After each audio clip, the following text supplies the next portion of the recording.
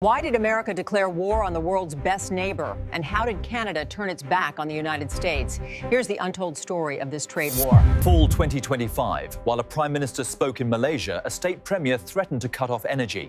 America's biggest mistake had begun. You thought you understood trade wars, didn't you? One side raises tariffs, the other fires back. Someone eventually backs down. Simple, predictable, textbook economics. You were wrong. What unfolded between Donald Trump and Mark Carney in the fall of 2025 wasn't a trade dispute. It was a masterclass in political chess. It was the moment America's closest ally, its most reliable friend, looked Washington dead in the eye and said, "We're done waiting for you to remember what partnership means." And the numbers? Oh, the numbers should terrify anyone who thinks the United States can afford to lose Canada. October 2025, Trump's sitting at -10 approval. Meanwhile, Canada's favorability among Americans? Plus 49. Do the math. That's a 59-point canyon. That's not a polling blip. That's not a bad week. That's a political earthquake. And the tremors started the moment Trump decided to punish an entire nation over a television commercial. Yes, you heard that right.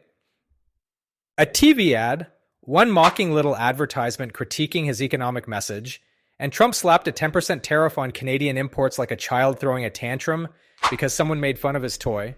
What followed wasn't just embarrassing for Trump, it was revelatory. It exposed just how paper-thin his political foundation really was. But here's where the story transforms from embarrassing to fascinating. While Trump was busy picking pointless fights with Canada, throwing diplomatic grenades at the friendliest neighbor on the planet, Mark Carney was in Kuala Lumpur, standing before ASEAN leaders, delivering a speech that would fundamentally reshape North America's future. Picture this moment. The lights, the flags, the attention of Southeast Asia's most powerful economies focused on one man. And Carney? He wasn't angry. He wasn't defensive. He was doing something infinitely more dangerous, infinitely more strategic. He was offering the world an alternative to American partnership.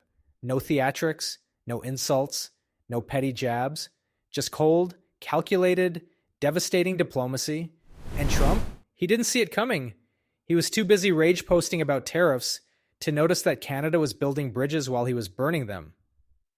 Let's rewind, go back to late 2020. Back then, most Americans actually supported tariffs. The polling showed 52% in favor, 48% against. It seemed bold, decisive, a way to bring manufacturing home, punish China for decades of unfair competition, restore American economic dominance. Jump forward 5 years. October 2025, CNN Gallup. The numbers have flipped. 60% of Americans now oppose Trump's trade taxes. 6 out of 10, only about a third, barely a third, support his new measures targeting Canada specifically. Think about that transformation for just a second. In 5 years, public opinion didn't just shift. It didn't just change. It collapsed, imploded, disintegrated. Because working families started doing the math.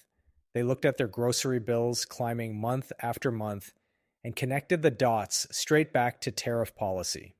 Business owners stopped being able to plan, invest, or grow because nobody knew what insane trade restriction was coming next. The grand promise of economic nationalism, this intoxicating idea that America could win by building walls and cutting ties, started feeling less like strength and more like a cage. And Trump's own coalition? It started fracturing like ice in spring. Manufacturers in Michigan who'd cheered his tough talk at rallies were now hemorrhaging contracts because Canadian buyers were walking away. Farmers in Iowa watched helplessly as their export markets evaporated, while producers in Brazil and Argentina gleefully filled every gap. Retailers in Pennsylvania, the very business owners who'd helped elect this man, found themselves caught in a vice between skyrocketing costs and customers who flat out refused to pay more. But the breaking point came when Trump aimed his sights at Canada. Here's why this matters more than any other tariff decision Trump ever made. Americans don't see Canada as just another trading partner. Canada isn't some abstract strategic ally on a map. Canada's family, the friendly neighbor, the country that Americans, in poll after poll, generation after generation, consistently describe as having the nicest people in the world. When Trump attacked Ottawa, he wasn't just imposing an economic penalty. He was violating something sacred, a shared identity, a mutual respect that had defined the northern border not for years, but for generations, The timing? Catastrophic. Inflation stubborn. Economic growth flatlining. And voters couldn't wrap their heads around why their president was starting yet another confrontation. They looked north and saw everything America used to be. Stability, cooperation, shared democratic values, everything that felt brutally absent from Washington's chaotic, vengeful, self-destructive rhetoric. For millions of Americans, tariffs on Canada stopped being about economics at all. It became a litmus test of judgment, of character, of basic competence. Because a president who can't distinguish a rival from a friend? That's not a strategist. That's someone throwing wild punches just to stay relevant, just to feed the news cycle, consequences be damned. But if Americans were frustrated, Canadians were furious. And this is where the real psychological shift detonated. 2 years earlier, 2023, just 7% of Canadians considered the United States a threat. 7%. By mid-2025, according to Pew Research Center, that number surged to 48%. 48%. Almost half of Canada now described America not as a partner, not as a friend, but as a potential danger. This wasn't anger. Anger fades. Anger burns hot and dies out. This was something colder. Something permanent. A psychological break. Canada's sense of security, lovingly built on decades of friendship with Washington, was eroding in real time, crumbling like a foundation riddled with cracks. Canadian media stopped pulling punches. They openly described the U.S. as unstable, unpredictable, unreliable. Political leaders from Prime Minister Carney down to provincial premiers started publicly discussing building trade bridges with Asia, with Europe, anywhere but South. Why wait around for the next tariff tantrum from Washington when the rest of the world actually valued partnership? And here's what made this moment historic. For the first time in decades, Canadians stopped measuring their prosperity, their success, their national worth by how closely they aligned with American policies. Surveys from the Environics Institute captured record levels of national pride explicitly tied to independence, to self-reliance, to charting Canada's own course. The emotional alliance that once defined North America was being replaced by caution, by stance, by quiet, seething resentment. While Trump obsessed over cable news chyrons and Twitter ratios, Carney was focused on something infinitely more important. He was rewriting Canada's entire economic future, and he was doing it in plain sight. October 2025, Malaysia, the ASEAN summit. Carney delivered a speech Washington should have been analyzing word by word. He talked about sustainable growth, rule-based cooperation, reliable, long-term partnerships. To casual observers, these might have sounded like standard diplomatic pleasantries. They weren't. Every single word was a calculated contrast to Trump's approach. And ASEAN leaders, they heard the message thundering beneath the polite surface. Loud and clear. Canada wasn't defying America just to be defiant, just to stick it to Washington for fun. This was survival mode. This was strategic adaptation. Carney's government had already begun sealing investment frameworks with the ASEAN bloc, renewing talks with the European Union. The strategy was elegantly simple but absolutely devastating for Washington. Diversify before dependency turns into vulnerability. In less than 1 year, Canada repositioned itself as a bridge between Western economies and emerging Asian markets, energy, technology, critical minerals. These became the foundation stones of Ottawa's new trade vision. While Trump's White House was obsessively counting tariff percentages like kids counting pennies, Carney's team was counting investment pledges from Tokyo, Singapore, Frankfurt, Seoul. The contrast couldn't be more stark, more damning.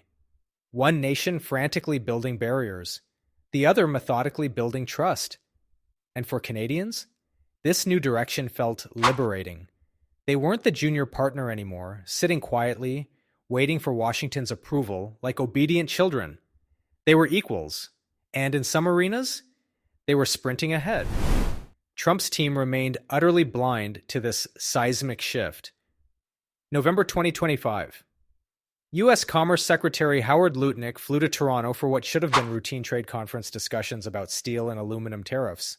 Routine, procedural, boring. It turned into a political detonation.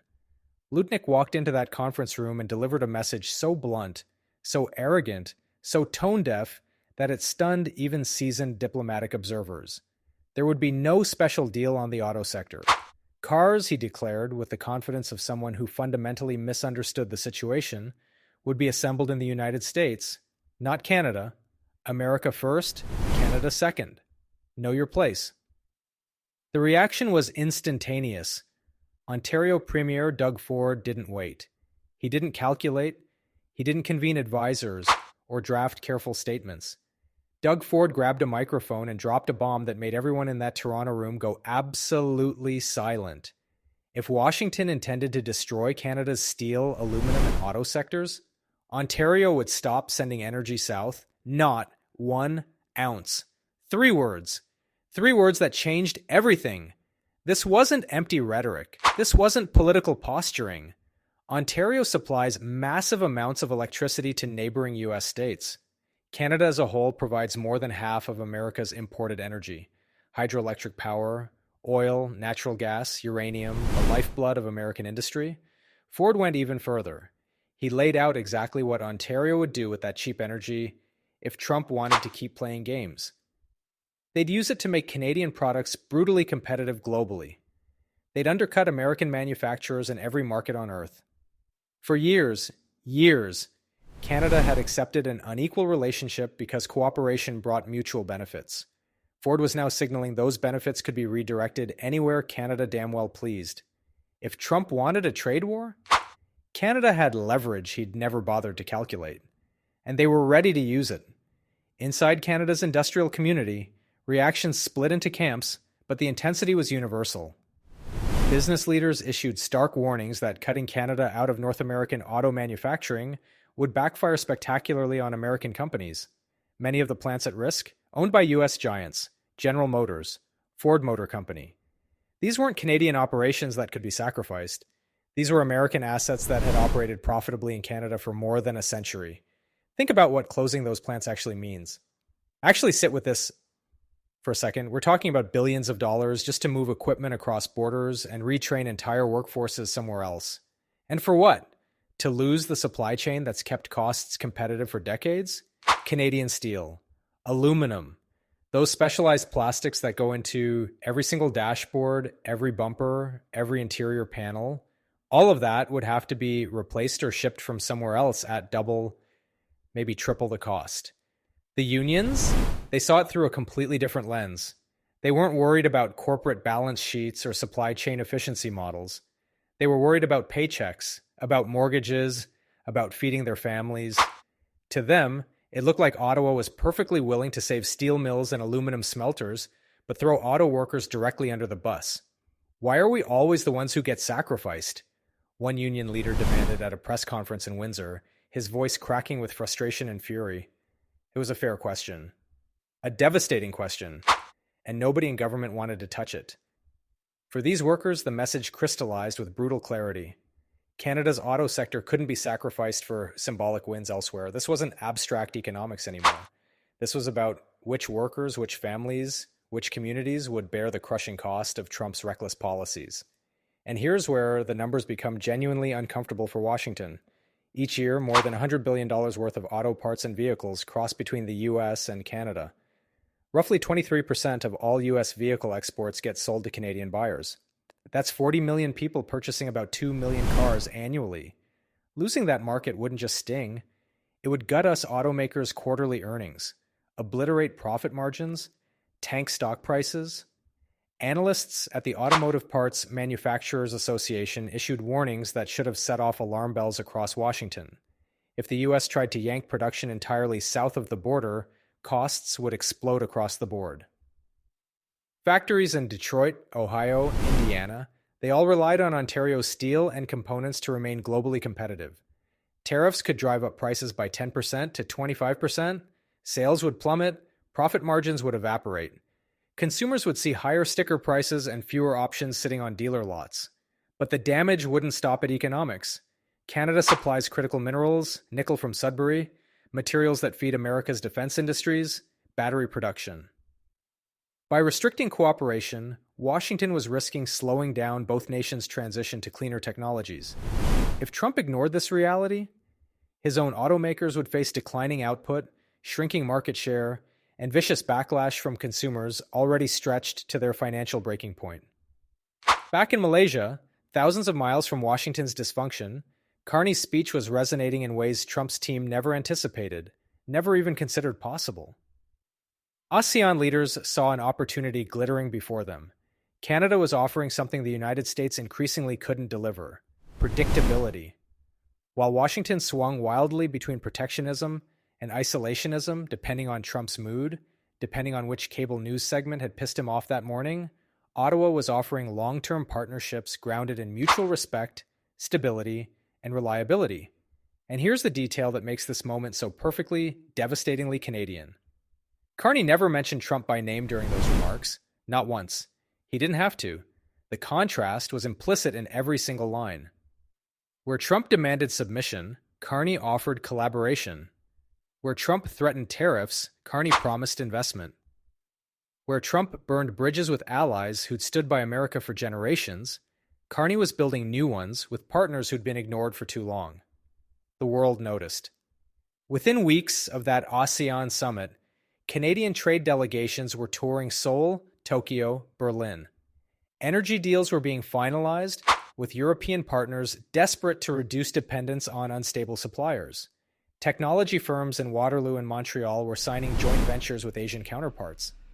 Canada wasn't waiting for American permission anymore, wasn't asking for Washington's blessing. It was acting like what it had always been, but America had forgotten: a sovereign nation with options. For Americans watching this unfold from home, the shift was profoundly disorienting. For as long as most Americans could remember, decades really, Canada just existed. It was there when you needed it, never caused problems, never made demands, never threw tantrums or threatened retaliation. It was the neighbor who shoveled your driveway in winter and didn't expect anything in return, didn't even want to thank you. The friend who showed up when you needed help and disappeared quietly when you didn't. But something fundamental had changed. Canada wasn't staying quiet anymore. And it definitely wasn't playing nice. Americans started noticing. The questions bubbled up in diners over coffee, in barbershops during haircuts, in living rooms across the country during family dinners. Wait, why are we fighting with Canada again? What did they even do? And the bigger question, the one nobody wanted to articulate out loud, but everyone was thinking, if tariffs were supposed to make people respect us, why does it feel like the entire world is à la UACL, awing at us instead? Democrats in Congress saw a political opening the size of the Grand Canyon. Brendan Boyle from Pennsylvania put it plainly, bluntly, devastatingly, during a committee hearing that should be required viewing for every American. Look, 40% of everything we trade goes through just 3 countries, Canada, Mexico, China. You slap tariffs on one, and the whole system shakes like an earthquake. It's not complicated math. This is basic economics. He kept hammering the point, relentlessly, day after day. Tariffs weren't bringing manufacturing jobs back to shuttered factory towns. They were making everything more expensive. Groceries, cars, building materials, electronics, medical equipment, you name it, the price was climbing. And the polling? It backed him up completely, unambiguously. Voters were connecting the dots between Trump's trade war and their shrinking wallets, their disappearing purchasing power. Independent voters increasingly linked tariffs directly to inflation. Small business groups that had once cautiously supported Trump started calling his policies hidden taxes. Wealth transfers from working families to corporate balance sheets. Even some Republican lawmakers, speaking only in whispers, only behind closed doors, privately admitted that Trump's one big, beautiful bill of tax and spending cuts hadn't delivered tangible relief to struggling Americans. Instead, it created larger deficits and a widespread sense that policy now served the wealthy first, the connected second, and everyone else got stuck with higher costs and fewer jobs. Meanwhile, the government was lurching toward yet another shutdown as internal divisions deepened viciously over how to respond to Canada's growing independence, its refusal to play the subservient role Washington expected. Moderate Republicans in border states like Michigan and New York were especially nervous, and for good reason. Their constituents were furious over lost exports and rising prices. In town halls and community meetings, voters were asking the same question over and over and over. Why are we fighting Canada? What's the point? Who benefits from this? No one had a good answer, not one that made sense, not one that justified the economic pain spreading through American communities. Trump's second-term tariff gamble was supposed to prove, once and for all, that economic power could restore political dominance, that America could bully its way back to unchallenged supremacy. Instead, it demonstrated with brutal clarity how fragile both economic strength and political power actually were. Public confidence had collapsed. Allies felt betrayed, abandoned, insulted, and the friendship that had defined the northern border for generations now felt uncertain, damaged, maybe even irreparably broken. The numbers don't lie, they never do. 60% of Americans reject Trump's tariffs. Nearly half of Canadians view the United States as a threat, not a friend. These aren't abstract polling results you can dismiss or spin. They're hard evidence that the moral and emotional core of the US-Canada relationship is fracturing in real time, splintering into pieces that may never fit back together. Carney's speech at the ASEAN summit wasn't just a diplomatic moment, wasn't just another international conference appearance. It was a declaration. Canada was done waiting for Washington to remember what partnership actually means, what respect looks like, what allies deserve.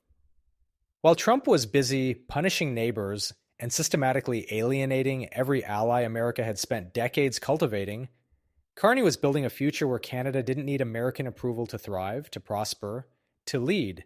And here's the part that should terrify anyone paying attention, anyone who understands geopolitics beyond cable news sound bites. When your closest ally stops believing that your admiration is mutual, when they start building trade networks that explicitly don't include you, when they look at your leadership and see instability instead of strength, chaos instead of strategy, you haven't just lost a trade war. You've lost something infinitely more valuable, something that took generations to build and seconds to destroy. You've lost trust. Trump wanted to make America great again by forcing others to submit, to bow, to accept American dominance without question. But power without partnership? That's not strength. That's just isolation wearing a flag pin. And as Canada charts a bold new course toward Asia, Europe, and beyond, as it builds bridges while America builds walls, one truth becomes impossible to ignore, impossible to deny. America's greatest opponent in this fight isn't China. It isn't Russia. It isn't any foreign rival. America's biggest enemy in all of this? Its own pride, its own arrogance, the inability, the absolute refusal to admit that bullying your friends doesn't make you stronger.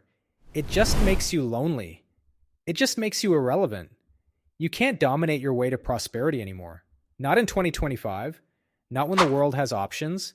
Not when your neighbor can pick up the phone and call Tokyo, Singapore, Berlin, and build partnerships that don't require submitting to American tantrums. What made Carney's speech so absolutely devastating wasn't what he said about Trump. It was that he didn't mention Trump at all. He didn't have to. He didn't need to. Every line was a contrast. Every promise Canada made to ASEAN, every handshake, every investment deal, every partnership framework, it all communicated the same message without uttering a single word about Washington. There's a better way to do this, and it doesn't involve American chaos. So if you're sitting at home right now in Michigan or Pennsylvania or anywhere else in America, scratching your head and genuinely wondering why your president decided to pick a completely pointless fight with literally the nicest people on the planet, the most reliably friendly neighbor America has ever had, you're not crazy. You're not alone. You're not missing something obvious. You're actually in the majority. 6 out of 10 Americans feel exactly the same way you do. And here's what's really sinking in for people across the country, what's becoming impossible to ignore. Maybe Canada isn't the problem here. Maybe it never was. Maybe the problem is a president who looks at a 150-year friendship, generations of shared sacrifice and mutual support, and sees an enemy instead of an ally, who sees cooperation as weakness and loyalty as something to exploit rather than honor, who mistakes bullying for leadership and isolation for strength.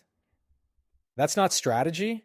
That's not making America great. That's just sad, pathetic, really. And more Americans are figuring that out every single day, watching as their closest ally builds a future that doesn't need them anymore. The question isn't whether Canada will be okay without American approval. The question is whether America can afford to lose Canada. And right now, Trump's making damn sure we find out the hard way.